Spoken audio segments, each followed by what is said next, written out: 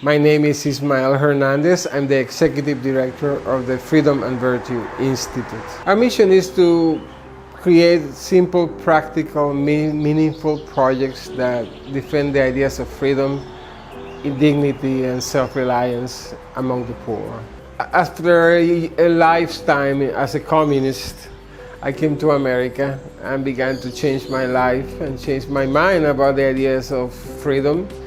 But as I come to America, surrendering my socialist ideas, I began to see Americans embracing those ideas in the way we treat the poor, in a very collectivist, paternalistic way that basically sees the poor as problems to be solved, mouths to be fed and bodies to be clothed. And we simply have these transactional systems of care where we are here with stuff, we pass the stuff to people, and we call that compassion. And that bothered me tremendously. So I left the ministry work I was doing because that's what they wanted me to do, to be happy just giving people stuff. And I realized that under the weight of the free stuff we dump at people lies their dignity and their capacities that are never discovered because we are too busy looking at ourselves and our good intentions towards them.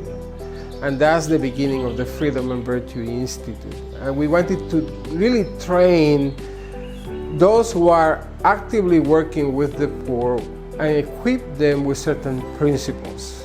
Because sometimes we go into action, we go from the heart to the muscle.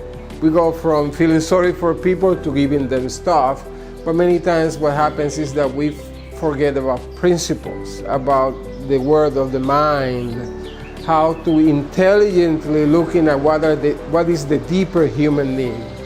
And the deeper human need is engagement, encounter with people. That people come to you for food, but that's not the real need, that is the apparent need. And it's so easy to stay there because you just give them things, you feel good about it, you do it again. You stay here with power and with stuff, and they remain there where they were before, but more or less well fed. And I said, there's something wrong with this. So the Freedom and Virtue Institute started with training. We call it effective compassion training. How to help the poor by making them the protagonists of their own stories of success. And we recede into the background of action.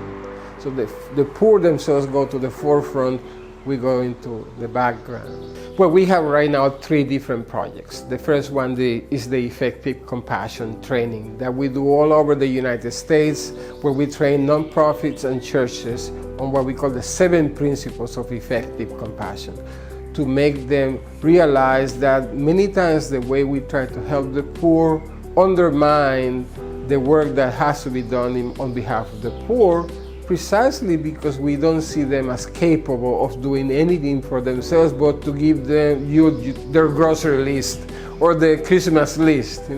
And that's not the way to help the poor. And the second program is, we call it, out of that experience of the effective compassion training came the idea, well, we had to have a model project to show in practice what we are teaching in our training. Because many times people will say, well, that's true, that sounds good, but it cannot be done. They said, no, it can be done because we are doing it ourselves. And that's where came the self-reliance clubs. And the self-reliance clubs came after I visited the school supplies distribution, where I saw all these black and brown kids, getting free school supplies from a small group of white people and good, well-intentioned people. But I was fuming while everyone else was celebrating. Why? Because I asked myself, we in the minority community are always in the receiving end. And that doesn't feel good. Sometimes you feel even ashamed to be there. I can tell you about one student, now that I remember, Israel. Israel was one of the students in our first self-reliance club in Fort Myers. He's now in his mid-20s. And I never forget that in one of the videos we had, initial videos for the self-reliance clubs, he said, I want to be a business owner. and now he is a business owner, and very recently reconnected with us to thank us for having inspired him to be a business owner, and he's now realizing those dreams. We believe in giving help, but more than anything, we want to help them discover that they have what it takes. We are not here necessarily to teach them or to give them a hand up. We want to stay out of their way because they know how to do it and facilitate that journey. In other words, we are learning from the poor. We're not here to make you an entrepreneur. We're here because we believe in you as an individual, unique, unrepeatable, and necessary. And that's the key. We believe that every person is unique, unrepeatable, and necessary. You are necessary. This world will not be the same without you.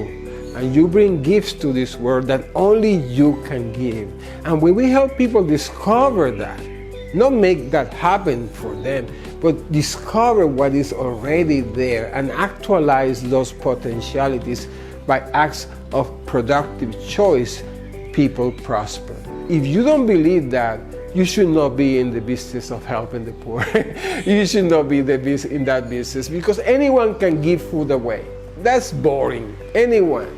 You become a bureaucrat of compassion, managing people's poverty. And I don't want to be in that business. I was in that business. I never forget sitting in a ministry desk years ago when I saw the line of people coming for us to pay their bills. And I noticed that some of the young families there were the children of the families that we have been giving food away for a long time, now coming with their own children. We discovered that we were part of the problem. We were not part of the solution. We kept people in the bondage of dependency, but more or less well-fed. We felt good about ourselves. We will go to donors, they'll give us money, and we'll do it again and again and again. And that is corrosive. That really hurts the poor because it really insults the poor.